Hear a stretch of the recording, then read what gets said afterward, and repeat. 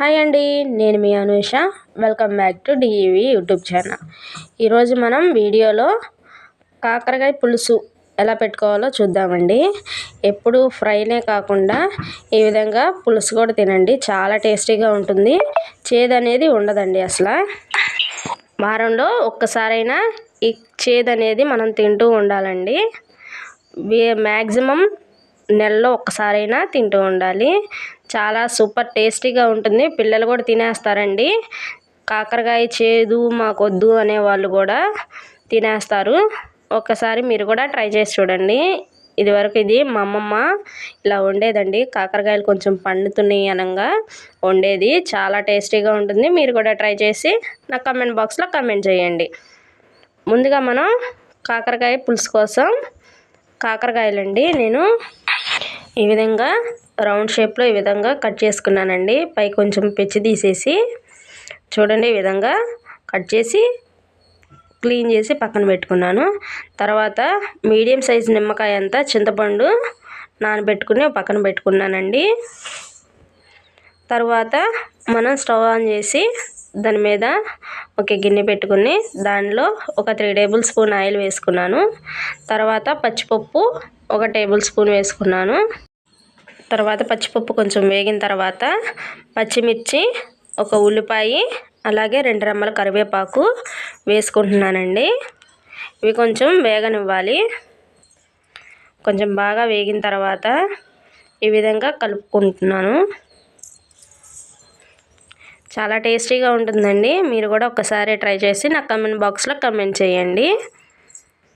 చూడండి, ఉల్లిపాయ ముక్కలు కూడా వేగినాయి కదా.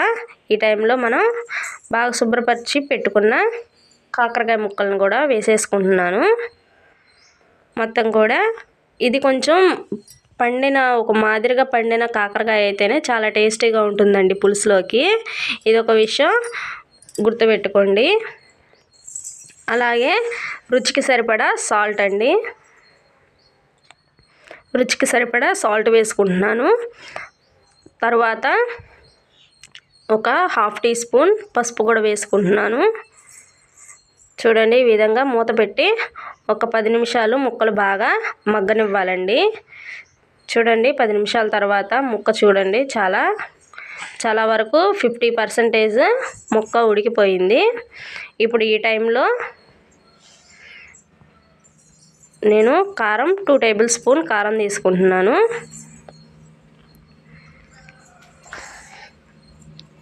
ఒకసారి కారం వేసిన తర్వాత 1 నిమిషం వేగనివ్వండి నూనెలో. చూడండి, ముక్క ఇప్పుడు 80% ఉడికిపోయింది, ఆల్మోస్ట్ ఉడికిపోయింది ముక్క.